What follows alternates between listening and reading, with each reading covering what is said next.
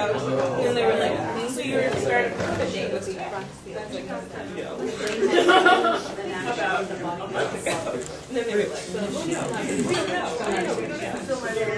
So I'm happy to introduce Laurie Edwards, today's speaker at the colloquium.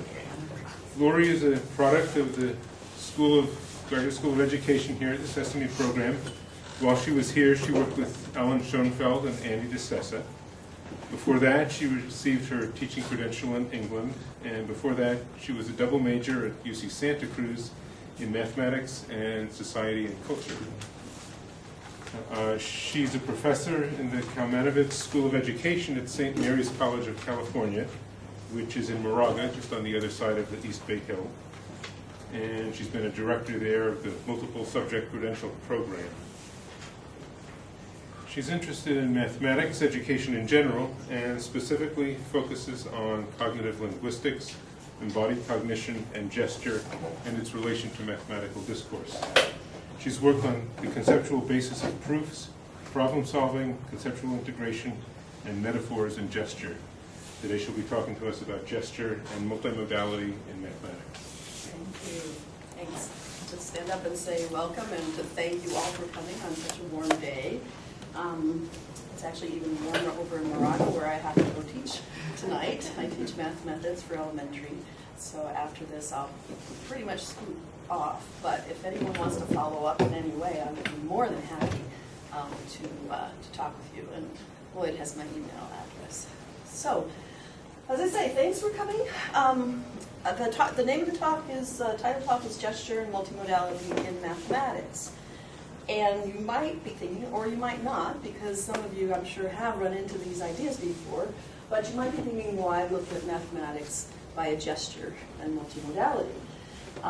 Well, mathematics involves multiple modalities, speech, gesture, written symbols, other kinds of bodily motion, and visual imagery of various kinds, whether conventional imagery like graphing equations on a Cartesian coordinate system, or more idiosyncratic and created on the spur of the moment imagery. And one assumption that I'm making is that the various modalities that are involved in doing, teaching, and learning mathematics can all contribute in different ways to understanding. Sometimes those ways are complementary, sometimes they contrast with each other. Sometimes the information that's communicated in one modality may not be exactly the same as the information that's communicated in another modality. And we'll see an example of that a little bit later in the talk. And just to acknowledge that a lot of the ideas, behind the work that I do come from Dave McNeil, psychologist from the University of Chicago. He wrote a very influential book called Hand in Mind. If you're at all interested in gesture, I highly recommend it.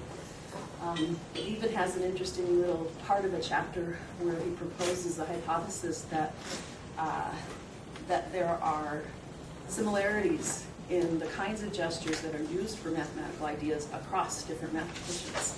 That's based on one conversation that he videotaped between two mathematicians. And he, observed a couple of gestures being shared across the two of them. So that's an intriguing, hypothesis that I haven't investigated, but I think it'd be very interesting. But one of the things he said about the way multiple modalities interact with each other is that speech and gesture are elements of a single integrated process of utterance formation, in which there is synthesis of two opposite modes of thought. And I can illustrate those two modes with a still from one of the studies I'll be talking about. One mode of thought is the mode of gesture, which presents global, synthetic, and instantaneous imagery with verbalization, which is linearly segmented and temporally extended. So if you just looked at the picture on the left, it is literally a picture that you can see all at once. And it doesn't break down analytically into parts the way that a sentence does. A sentence breaks down into words. A word breaks down into syllables or prefixes, suffixes, etc. So it's not segmented, it's holistic. But if you look at the two together, this student was saying, or like put fractions into percents. She's talking about the conversion between fractions and percents, but for her, she's thinking of it as taking an object and putting it into something else, or into another form or another container. And her gesture can help us see that because of the way she's pointing to this open container and talking about putting one thing into another. So that's kind of a quick illustration about the complementarity of gesture and speech. I'm going to be drawing examples from two different studies. The first one was a study I called fraction study, and it was based on 12 female undergraduates. They were prospective elementary teachers. They weren't in a credential program yet, but they were taking a math course that I was teaching on the kind of mathematics you need to know to teach elementary school. And I interviewed them in pairs for 30 minutes. I gave them some simple problems to do with ordering fractions and adding fractions. And I asked them to talk about how they learn fractions and how they would define a fraction and how they would teach, introduce the idea of a fraction to children if they were teaching. So that's where the first couple of videos come from. Then the second study is the proof study. And this also had 12 participants. The participants were doctoral students in mathematics. So they would be what you might call emerging experts in the domain. So they were very knowledgeable about mathematics, and in fact they were entering into the practice of professional mathematicians. So they, their content base was very strong. The practice that would let them become a certified mathematician was to prove an original result in mathematics. And I was interested in this study in how they conceptualize proof. Not so much on how they proved anything in particular, but what they thought proof was and how they talked about it, what kind of everyday thinking they used to build the notion of proof. So I interviewed them and had them working in pairs for about 90 minutes. The first part of the interview session, I asked them, are there different kinds of proofs? What proofs are harder? What proofs are easier? What approach do you take to teaching proof, if you do teach proof? And most of them were also instructors at the university. And then I left the room, and I gave them a conjecture that one of my collaborators, Gershon Hurrell at UC San Diego, had developed. I won't show you the conjecture because I actually want you to pay attention to the talk, and anybody who's a math person here would stop paying attention because it's an interesting conjecture. But as I say, follow up with me if you want more details.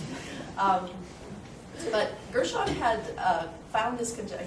He actually had come from his undergraduate experience in Israel taking mathematics, and it was not exactly a truth problem, but a problem that looked as if it would be easy to prove, a conjecture that looked like it would be easy to prove, but actually wasn't.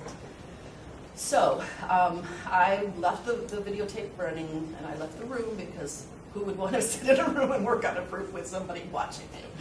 So, and then I told them to let me know when they had found a proof, or if it didn't, if they hadn't found a proof by 40 minutes, I came in and asked them to tell me how far they'd gotten.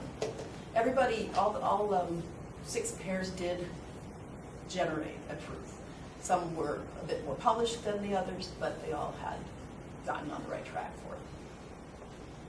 Okay, so I'm going to show you 3 basic examples from these 2 studies of the use of gesture, and kind of dig into what the gestures might mean, how we know what they mean, and what we can learn from them. So the first example is from the fraction study, and this is a pair of students, and I've asked them how they learned about fractions. Let me make sure the audio is turned up. On the next screen, I'll show you the transcript. So if you don't quite catch all the words, don't worry. So we're going to be watching the student on the right, who's going to talk about how she learned about fractions. Like pies, like cutting the pie in like pieces, and you cut in like eighths, so you'd have like 8 pieces, like the whole, and then like the pieces would represent the whole. Right. So I think. Want to see it again? Okay, great. This is what you do when you when you analyze gestures. You watch it over and over and over again. Let me show you the text first, and then we'll go back and look at it again. So she's saying, so it's like pies, like cutting the pies, and if you notice, she first does a cut that's straight away from her, and she does one at a pretty specific defined angle. It's not kind of a loose, oh, you just cut some pies, but it's first pointing away, then pointing at a horizontal, and then you cut in like eighths, and then she takes that invisible wedge that she's created, that's a quarter of a pie, she cuts across the whole pie to make eighths, and talks about like the whole, uses her 2 fingers to gesture in a circle, well, 2 half circles that meet to make a circle, and then like the pieces would represent the whole. So that's kind of the sequence of gestures in that statement. And we'll go back and take another look. Like pies, like cutting the pie in like pieces, and then you cut in like eighths, so you'd have like 8 pieces, like the whole, and then like the pieces would represent the whole. Right. So I think. Okay, that's a pretty, it's a set of gestures that are pretty detailed. My guess is she's drawing from episodic memory, more or less, from when she was a child and had worked with cutting, maybe not actually cutting, but using the pie-shaped pieces that are often used for teaching about fractions, or perhaps actually cutting them. But at least she's working from a visual memory of a circular shape that's cut into eighths in this case. And McNeil would call these gestures iconic or heavily loaded on the dimension of iconicity because they bear a resemblance to the semantic content of the speech and because they refer to a concrete object or event. So she's talking about pies, and her gesture can be interpreted to be looking like a pie or acting on a pie. And given the fact that we have a shared cultural and physical experience with the speaker, we can very easily interpret these gestures as enacting the careful cutting or slicing of a pie. I'm starting with a very simple example, but it's kind of, the reason is that I want to demonstrate kind of the method, the interpretive method. But we can ask ourselves, how do we know, apart from her speech, how do we know how to interpret these actions as cutting a pie? How do we know also that when she's talking about a pie, you know, it's not a pie we're going to eat, that's a pie that represents something else. And the basic tool that I use, that's often used for interpreting gestures, comes from cognitive linguistics, and it's called conceptual integration, developed by many cognitive linguists, but in particular, Gilles Fauconnier and Mark Turner have an excellent book called How We Think that goes in great detail into this cognitive mechanism.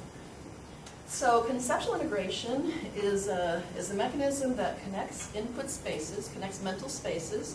Could be one space connected to another. It could be 2 spaces that connect and then create a third blend. It could be multiple input spaces.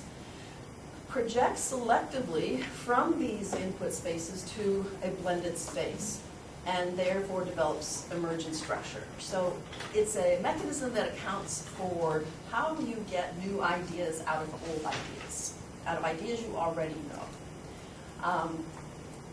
And this particular example, one of the spaces that we're going to use for analyzing it is called real space, capital R, capital S, real space. And that is the mental representation of the physical elements in your immediate physical environment. So in the video, the real space would include the speaker's hands, the table, the arms, speaker's arms, anything in the physical environment is part of the mental representation of the person who's interpreting that gesture or creating that gesture. So how does conceptual integration, or also called conceptual blending, how does that work for interpreting this very straightforward, simple gesture? What basically overall, we integrate our perceptions of the student's hand and arm movements in real space with our knowledge of and experience, prior experience of the physical world, which is the second input space, to create a blend in which her gestures can be interpreted as meaning, cutting, or splitting. And again, this is not meant to be surprising. It's more or less to show you the way conceptual integration works, especially in particular for understanding a gesture.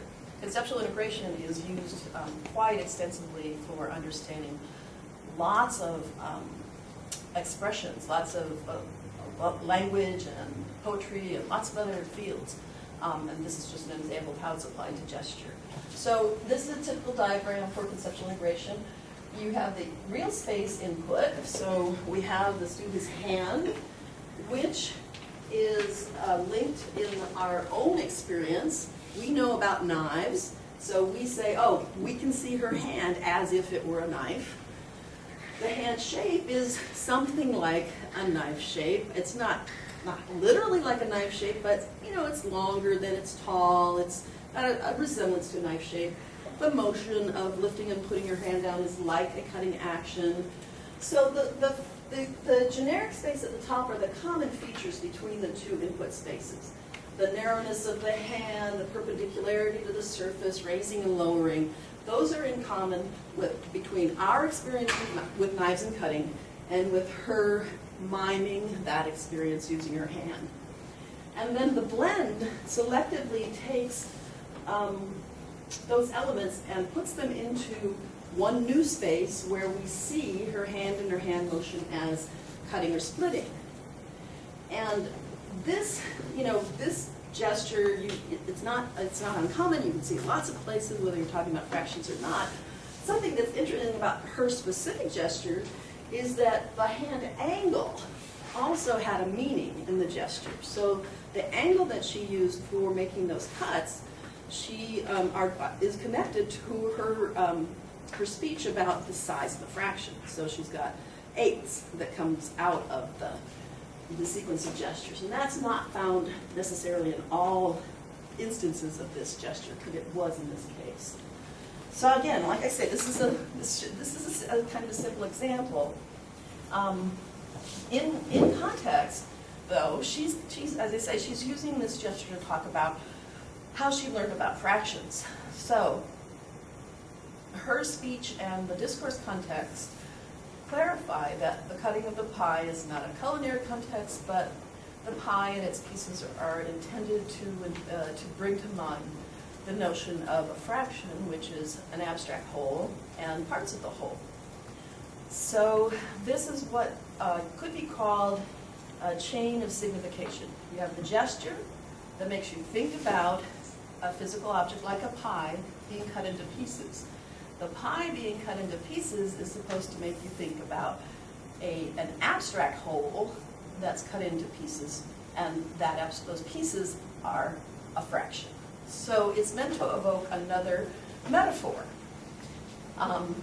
So the gesture is meant to bring to mind a metaphor where you're thinking of a fraction as a part of a whole object. And I'm sure those of you who have looked at Common Core standards know that this is not the only, or even the primary necessarily metaphor that's used in introducing fractions anymore. Now there's a big push on fractions as parts, locations on a number line.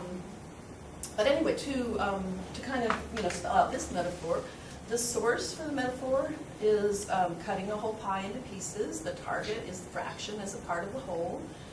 And by the way, a metaphor can be seen as a particular type of conceptual blend, where there's one Source domain is one. The blend, the source, a single input source connects directly to the output mental space. So in this metaphor, the whole pie is the abstract whole, the number of equal-sized pieces is the denominator. One piece of the pie is a unit fraction, and the number of selected pieces are the numerator. Straightforward. Okay, so those are the easier ones. Let's go on to some examples of gestures that are a little bit more interesting. Unless there's any questions, I should stop and just see if there's anything that I should go back to, or I should keep going. Okay. All right. So this second example, the context here is that the students were asked what was difficult about learning fractions. And we'll look at the student on the left this time, and she'll talk about something that she found a little confusing. Whole concept of how you can just, it can split and split, but still be, this is the same as this, you know, and that's really confusing to me. And, Okay, I will again, we'll take a look at the words, and then we'll go back, and we can take a look at the gesture again. So JL was saying there's a whole concept of how you just, and it can split and split, same gesture, the kind of cutting gesture, but not cutting a hole, but cutting in a parallel motion to itself. Split and still be, and then she kind of says, this is the same as this. So two locations in space that she is referring to. And you know, and that's really confusing to me. So let's go back and watch it again. And I think I'll just stop this time and see what you guys see in it before I tell you what I analyzed, because that would be more fun. Oops, come on back. whole concept of how you can just, it can split and split, but still be, this is the same as this, you know, and that's really confusing to me. And Let's watch it one more time. whole concept of how you can just, it can split and split, but still be, this is the same as this, you know, and that's really confusing to me. And So what do folks see? What looks interesting about this sequence of gestures? I have a ringer. Yes, please. Well, one thing I've noticed, so she moves from right to left. She's doing the splitting. And one maybe think that she's moving from right to left because she's going down on the number line. Could be. It's going smaller for her interpretation. It becomes smaller and smaller as the split increases. But how can they be still the same if I'm moving towards the smaller? Yeah. Interesting conjecture. Yeah. What would you say she's comparing, or what is she splitting? I have the advantage of obviously knowing what she's said before and after this, but she's talking about fractions. She's talking about certain fractions being the same as other fractions. Any ideas about that? She wasn't going around anymore. It's like going up and back. Right, she was going across, and as you pointed from right to left, and so she was splitting something, but not that original whole necessarily. The line. Sorry? The line. You thought it was a line, Yeah, yeah, it could be a line. Yeah. Okay. Well, my interpretation, and you know, could be wrong, but this is based on, you know, the conversation before, in the tape, was that she was confused by the fact that you can take a visual representation like a rectangle that showed like a half, let's say, and you could split it, and then you'd have 2/4. You could split it again, and you'd have 4/8, and you could continue doing that. Each of those fractions would have a different pair of numbers, 1/2, 2/4, 4/8, but they'd be the same number. They'd be equivalent. They'd be what we would call equivalent fractions. So that's my interpretation of what the gesture and the speech were about. I noticed with the pie, the person who was talking about the pie actually like accurately, like spatially sliced the space out, but she doesn't. There's no symmetry in how she slices things. No, go ahead. Well, it's that may show how she's confused. Yeah, she's confused, but also I think she's talking about an action that's repeated. The split and split and split. She isn't talking about carefully splitting. She's talking about something that happens over and over, but still results in something that's the same as what you started with, which is a little paradoxical for her. So let's look at it again, see if that helps, I mean, whether that is convincing as an interpretation of what she's doing. Just it could split and split, but still be this is the same as this, and that's really confusing to me. And okay, so that's yes, thank you. Anna, is it? Anna. Anna noticed that she does this in the middle. And then she kind of points to two places in gesture space where she's saying this is the same as this. But in the middle, she's doing a particular gesture that I want to focus on. And there actually are 3 dimensions of gesture that you can see in this one sequence. 3 of the 4 or 5 types that McNeil identifies. One is deictic. Deictic refers to pointing gestures, and we saw that with this being the same as this. So 2 fractions of some type are being referred to. One is iconic, like the last one we saw where it's split and split. And then the one I want to focus on is a metaphoric gesture where she's comparing 2 things. Okay? And Anna noticed that her hands go up and down like this to compare 2 things. Okay? And why do I call that a metaphoric gesture? Well, comparing is kind of an abstract action. Okay? You can compare about lots of different things. You can compare lots of attributes. You can compare lots of different things. You can compare physical things, but you can also compare non-physical abstract things as well. So in the metaphoric, in a metaphor or in a metaphoric gesture, the pictorial content presents an abstract idea, the idea of comparison, rather than a concrete object or event. So again, the question that we can ask ourselves is, how do we know to interpret this gesture as being a comparison, or any version of that gesture that you might run into when talking to someone? I think a Chevy is just as good as a Ford, or I'm gonna spend $30 if you can go ahead and spend $60. I mean, it's a very common type of gesture where we use our hands to indicate 2 things that we're comparing. Very common gesture. Where does it come from? Why can we interpret it? So let's look again, let's use the tools from conceptual integration to analyze that particular gesture. I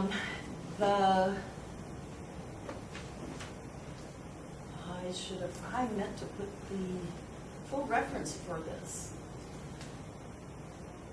So I apologize. There's a paper by Faye Perrell and Eve Sweetser. Eve Sweetser is a linguist here on campus, called What We Mean by Meaning.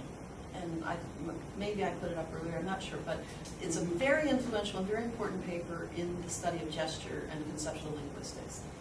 And in it, they propose that metaphoric gestures have a visual component that requires kind of a hidden iconic gesture to be interpretable.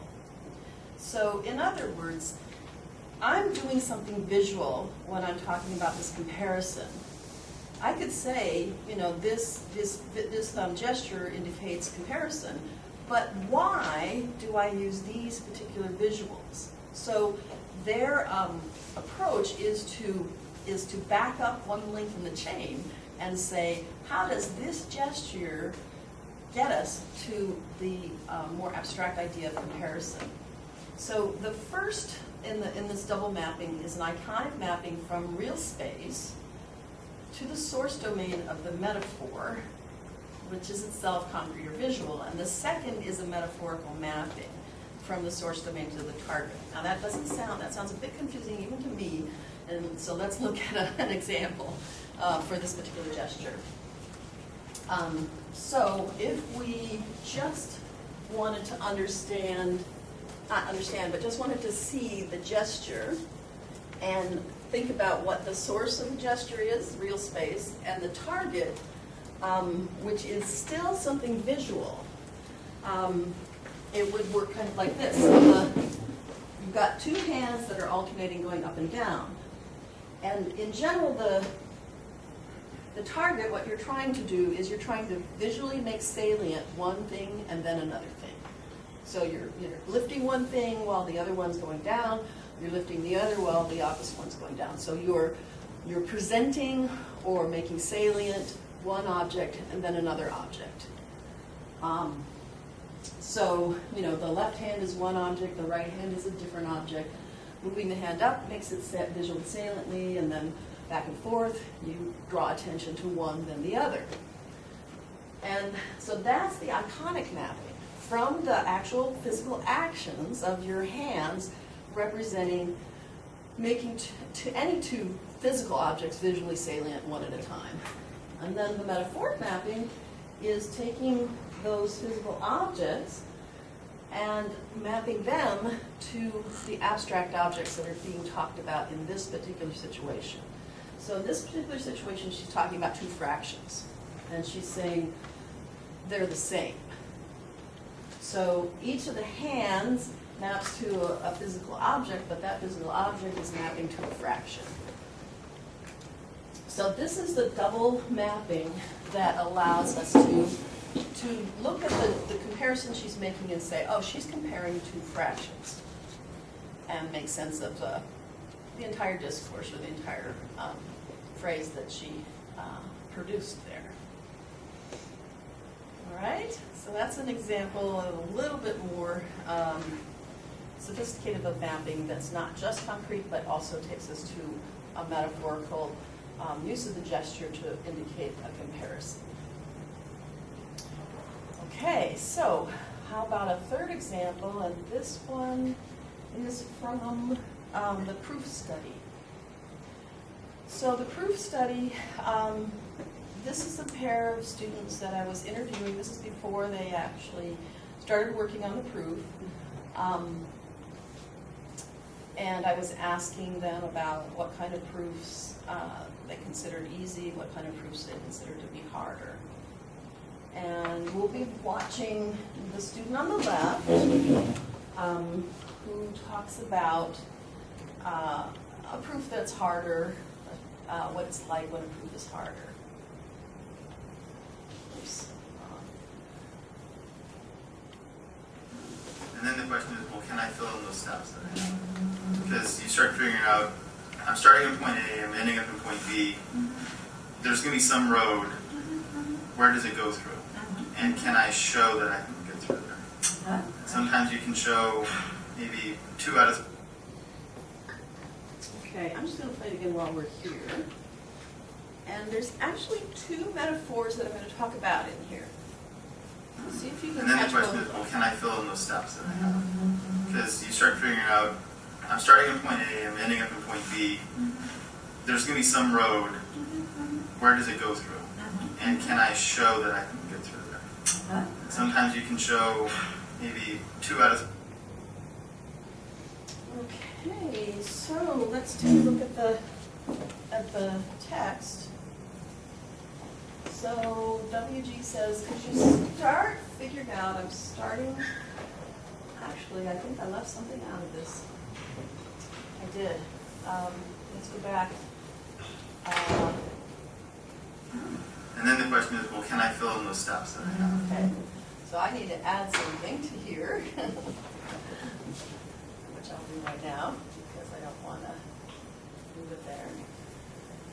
So first he says, And then the question is, can I fill in those steps?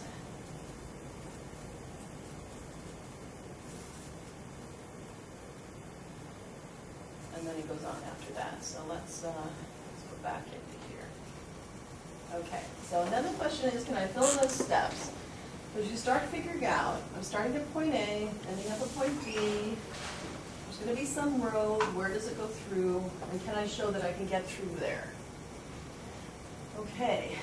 So what are the two metaphors that I'm saying or claiming that are in here? Please. One that I think I saw was kind of gesturing upward in terms of filling in the steps. That's one. Although it was actually gesturing downwards. Yeah, you said, yeah. And another metaphor. That particular metaphor was the first one, but then he had another one. The road. The road, yes, the road. Right, okay. So let's look at it one more time, just to see both of those again. And then the question is, well, can I fill in those steps that I have? Because you start figuring out, I'm starting at point A, I'm ending up in point B. There's going to be some road. Where does it go through? And can I show that I can get through there? Sometimes you can show maybe 2 out of. And it's actually kind of interesting because with that particular gesture, he is very synchronized between the words and the gesture for the road metaphor. So I'm starting at point A. He points down at his lap or at his thigh, and ending up at point B, and he points outwards, not at a specific point B, but just outward somewhere out there. There's the final step of the proof. There's going to be some road, and then his finger kind of starts to move through space. Where does it go through? And he indicates some other kind of not necessarily a straight road, but a kind of a curvy road. And can I show that I can get through there? So it's a pretty elaborate visual metaphor or visual set of images to go along with the metaphor of a proof as a journey. So that's kind of the basic metaphor that he's using to talk about proof. And the gesture is actually, in this case, giving a little more information than his words are, because the gesture, I would argue, is showing that the actual journey is not a straight journey, that it's the journey that kind of goes curvy, doesn't go straight to its destination. So what does this metaphor look like? It is not empty, but for some reason it's looking empty. So I think actually you could probably fill it in yourselves. Let's try that. So on the left side, oh, it's all messed up, isn't it? On the left side, instead of saying destination right there, it should say that the source domain is, what do you think? Journey. A journey, okay? A physical journey. The target, what you're mapping to, is the proof, right? What a proof is. What a proof is, or what a proof is like. On the left side, a journey has a starting place. What would be the corresponding element in a proof? Sorry? Axioms. The axioms or the givens that you have to start with as getting the proof. What would be your destination in a proof? Conjectures. The conjecture you're trying to prove. Good, right, exactly. And then the journey, you know, the path from starting point to ending point would be your sequence of logical statements, one following another, that would take you from the axioms or the givens to the conjecture. And as we said, with his gestures, there's also this idea that you might hit a dead end, you might have to turn around in doing a proof. Any of you who've done that I'm sure have had the experience where you did not get to the conjecture that you were trying to prove, and you had to go back to a previous statement, previous step in your journey, and try a different path. So it's a pretty robust kind of a metaphor. So that's one metaphor for proof. But what about the one at the beginning? The beginning of the video, he talks about, can I fill in those steps? And he does this. Filling in steps sounds like, again, a physical source domain, right? Because a step is something physical. But what's this gesture about? It's a list. It's not a journey from here to there. It's not a physical step. It is a list. In a sense, it's a set of statements, written inscriptions, stacked horizontally, one on top of the other, just like we are all familiar with from doing a geometry proof, right? So his gesture, I'm arguing, is not referencing proof as a journey. Instead, we'll look at it again, it's referencing the physical form, the inscription that you create when you write down a proof. So it's just real quick at the very beginning, but let's take another look. Sorry. And then the question is, well, can I fill in those steps that I have? Because you start... Okay, can I fill in those steps that I have? It's just kind of really quick. But if we analyze it, if we analyze that gesture, we can say that it is another double mapped gesture. The source for the gesture is not walking or a physical journey, but the horizontal written inscriptions on a blackboard or a sheet of paper that comprise a written proof. Okay? So if we break it down again into the structure of a conceptual mapping, the iconic mapping goes from his real space gesture, where his right hand is at his chest, his fingers are loosely but horizontally placed, and then drops that same gesture a couple of times. It's called a catchment, where you have the same gesture repeated. And that gets mapped to the idea of one inscription written horizontally, and another one written below that, and additional ones kind of indicated, you know, and on and on. So that metaphorically is mapped to the sequence of logical statements in a proof. I mean, I'm making a distinction here between the written statements and the ideas behind the statements. Okay, and that his discourse about can I find those steps, he's talking about the ideas that need to be connected in the proof, not so much the written version of them. But he may be actually, you know, referring to both of those. So I noticed this kind of gesture when I first started collecting data about gestures, and I used to call it something like iconic symbolic gestures, but I think it's better just to call it what they are, which is gestures about inscriptions, okay? They're gestures of an inscription. And the gesture, the thing that's interesting about them is that the gesture is iconic to the inscription, but the inscription is referring to a mathematical idea or process. So you really are, you again got one of these chains of signification where your gesture is supposed to make you think about the inscription, but the inscription is referring to the mathematics itself. So these are pretty common in mathematical discourse. I'll just show you a still picture of one more. And the text is at the bottom here. So I'm asking the students about fractions, and I asked, do you remember anything about multiplying and dividing with fractions? And one of the students says, isn't that? And the other says, don't you like cross them? And the other student says, yeah, you cross like this. Okay, she does a little X kind of in the air. The bottom, the other student says, and then yeah, the bottom and the top of the opposite.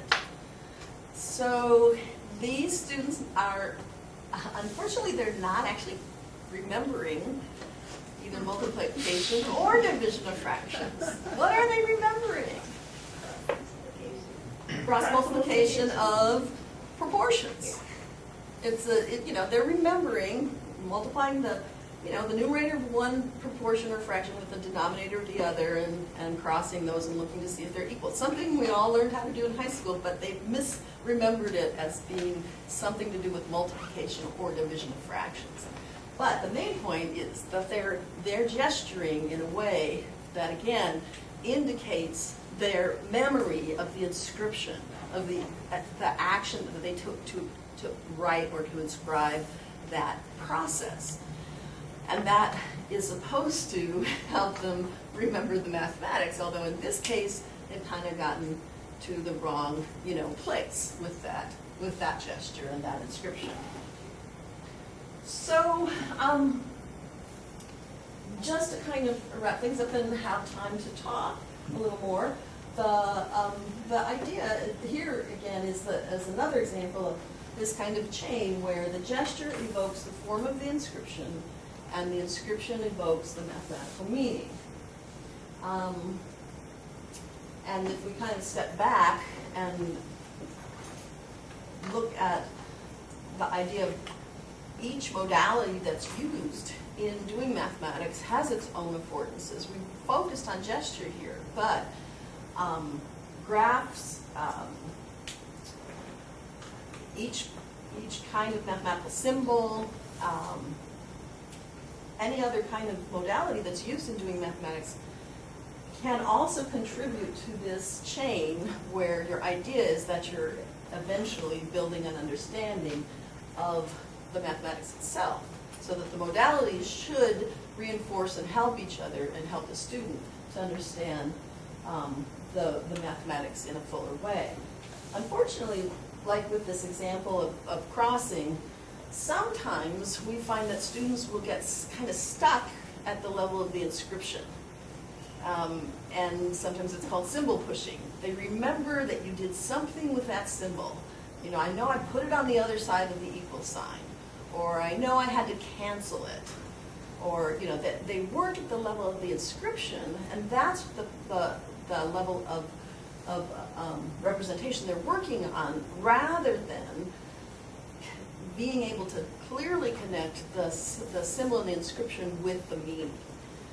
So just to finish up with a very intentionally bad set of mixed metaphors, with the crossing example, it's important that we make sure that students can follow the entire chain of signification to the mathematical meaning and not take a wrong turn at the level of the inscription and get stuck there. So that's what I've prepared. And if anybody would like to see any of the gestures again, or argue about what they might mean, or contribute more, I'd be more than happy. Yes, please. I want to clarify because I'm not sure I understand what does exactly mean multimodality. Multimodality. Okay. So multimodality simply refers to the fact that you can kind of, actually, I kind of like to put it in a historical context in the history of mathematics education research. So in the early days, very early days, if you were studying mathematical thinking, you would give a set of tests to students, ask them to write their answers on the tests, and then you take that stack of tests away and you'd analyze them. So you were using one modality as your source of data, the written answers by the student. And then, you know, a decade later or so, people realized, oh, I might want to listen to what the student says while they're talking aloud about doing those solutions, or maybe, you know, interview them after they've found the solution. So a second modality was added, which is the audio modality. And for a long time, your data sources were transcripts of what students said as well as their written work. Then another step was taken, and people realized that a lot of things were happening in the visual sense, including gesture, that contributed to what the student was saying, probably what the student was thinking. So people now videotape. So the idea is that, you know, each modality has information that it can carry about what the student's thinking, and vice versa. If you're in a teaching situation, your teaching is going to be richer if you use multiple modalities. And now we have modalities like dynamic mathematical software. you have gestures that happen on a computer screen, you have touch screens that include additional kinds of gestures, lots of modalities beyond just those three that are kind of central.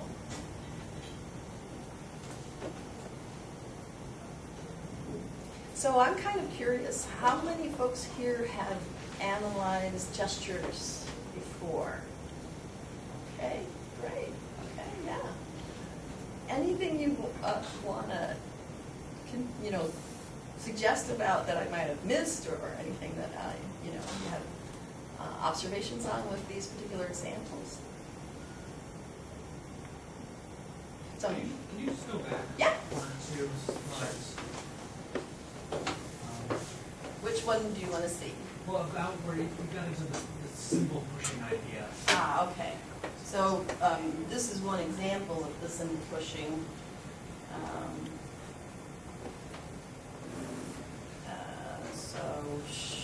In this case, they're talking about doing this cross multiplication, and they remember, literally, they remember. I think it's interesting because we often just think about the result of some mathematical procedure, but especially with the undergraduates talking about fractions, they remember the actual physical experience of cross multiplying, or cutting a shape into pieces. So the physical aspect of the learning is part of what they remember.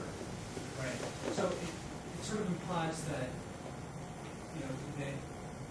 they will remember sort of the spatial aspects of the things that they're doing, but it doesn't suggest that they will map them onto the right procedures correctly.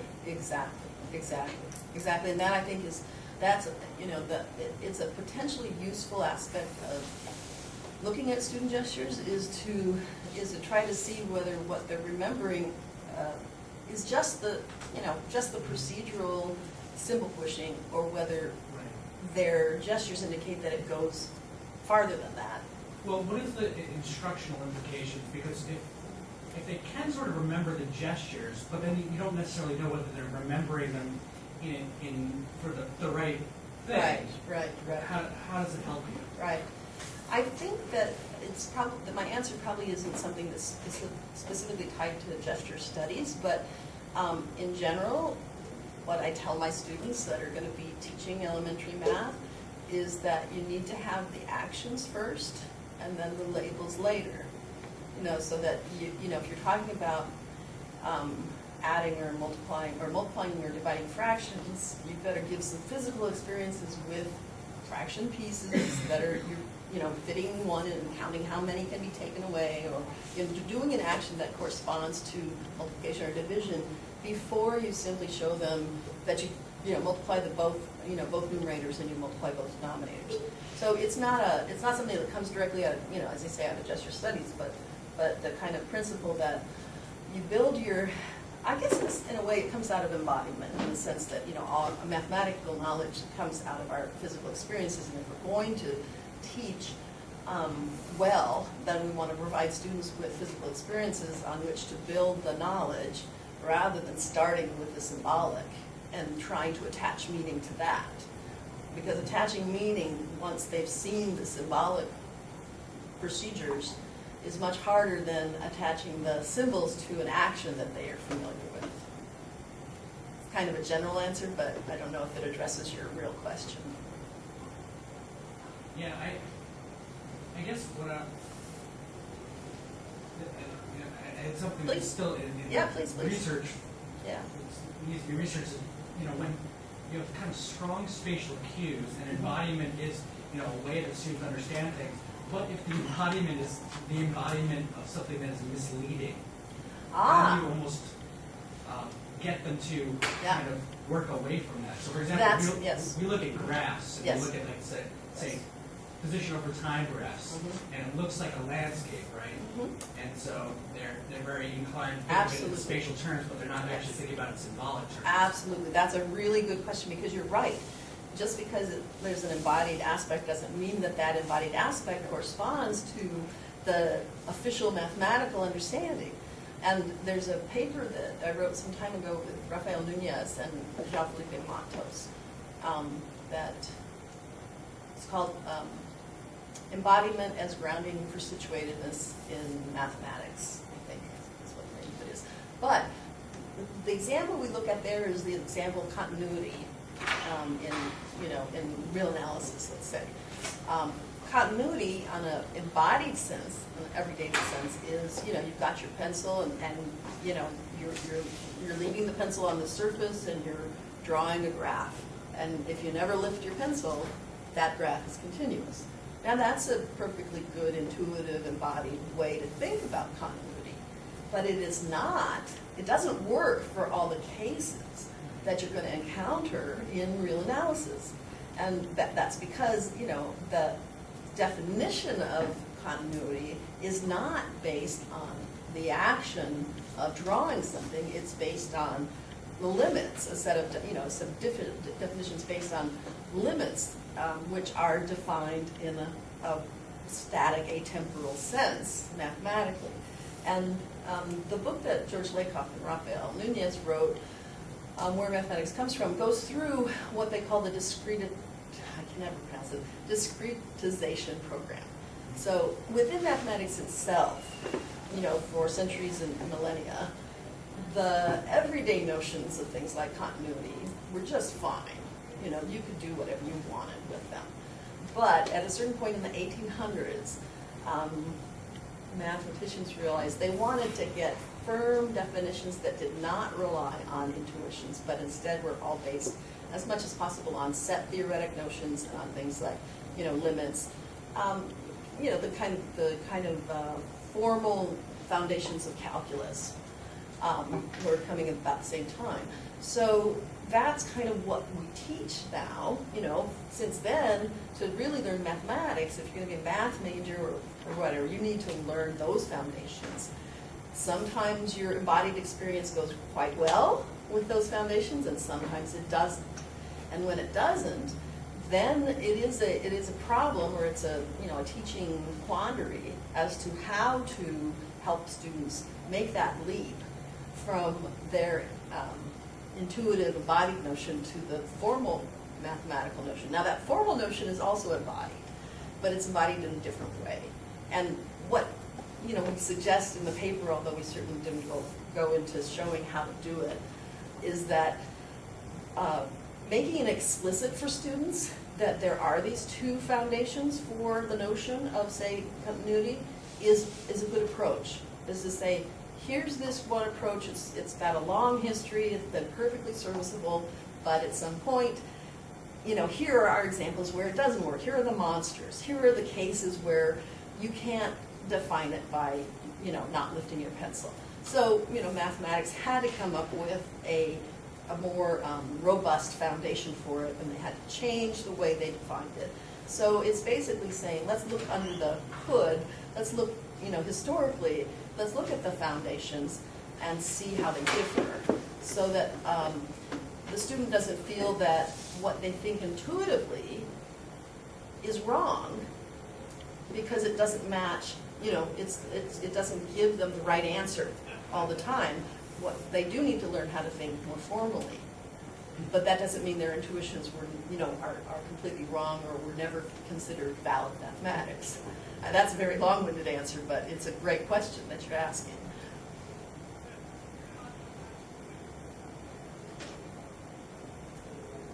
As you were describing that, I was thinking how that whole procedure of taking two different ways of thinking about something might be analogous to conceptual change and addressing misconceptions. Mm-hmm. Absolutely, yeah. Yeah, actually, it's something that I'd love to talk with Andy and Assessa more about in terms of some of the similarities in the intuitions that are built about physical experiences in the world, phenomenological primitives, and the intuitions that are built about mathematical experiences. Because my guess is that the mechanism is very similar. The mechanism of building those intuitions are very similar. And so there may be, as you know, if you want to kind of surface, your intuitions and see where the limits are for them in physics or in other areas of science, it's the same kind of approach that you can take. Absolutely. Right. Yes, please. So you referred at one point to gestures helping them remember. So they're using the gestures to help them remember. And I wondered if there is a distinction between that sort of, what I'd almost guess is subconscious use of gestures and more explicit communication-oriented gestures. Yes, I think there is. I mean, there are lots of differences. One thing just to mention, I haven't done experimental studies, but people that have done experimental studies, like Susan Golden Meadow and her colleagues at the University of Chicago, and other folks, have done studies in various domains where they will ask the participants, the kids or the adults, to hold on to something or put their fingers, their hands in a muff, let's say, so that they are not allowed to gesture, and then they will test them, like some arithmetic problem even, or another kind of a task. So not gesturing when you had the urge, subconsciously or whatever, will cause a reduction in your performance. So it does seem to be, it's not just window dressing. It does seem to be a part of remembering and doing, what you're doing. But the question about, explicit gesturing, I think it's really fascinating. There isn't a lot of work. There's a little bit of work on it again from the University of Chicago, and also there's a woman named Susan Jarofsky in Canada who did a fascinating set of studies where she first looked at the kind of, asked students to gesture certain graphs. And she observed that some students gestured, she said, use your body to show this graph. Very open, and she's a dancer, right? Use your body to show this graph, or this function. And some students would kind of use their finger at a distance as if they were drawing it on a surface. Other students would kind of say, oh, it goes like this, and they would move more of their body. She analyzed it in terms of what in gesture studies are called character viewpoint or object viewpoint.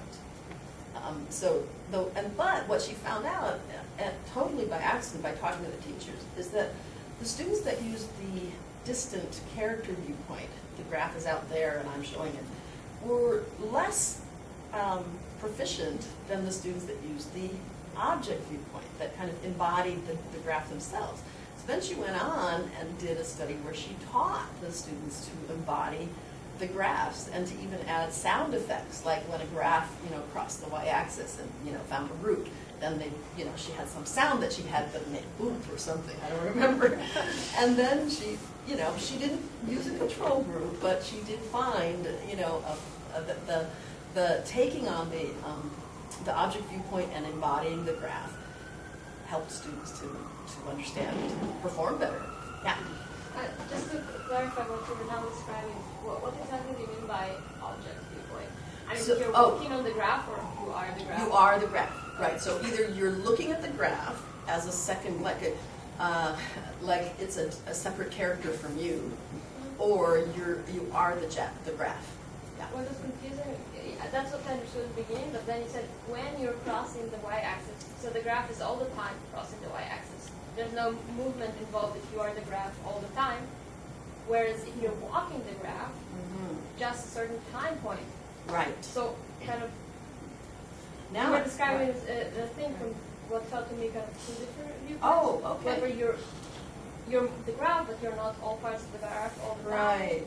Well, what I think about it is kind of using this idea called fictive motion, where I think of you're riding the graph like a roller coaster.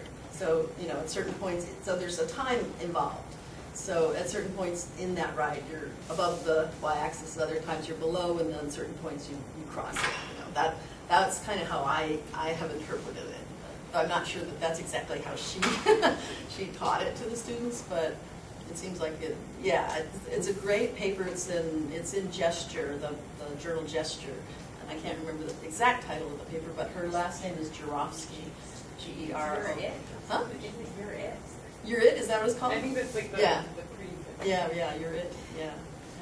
It's great, really great work, yeah.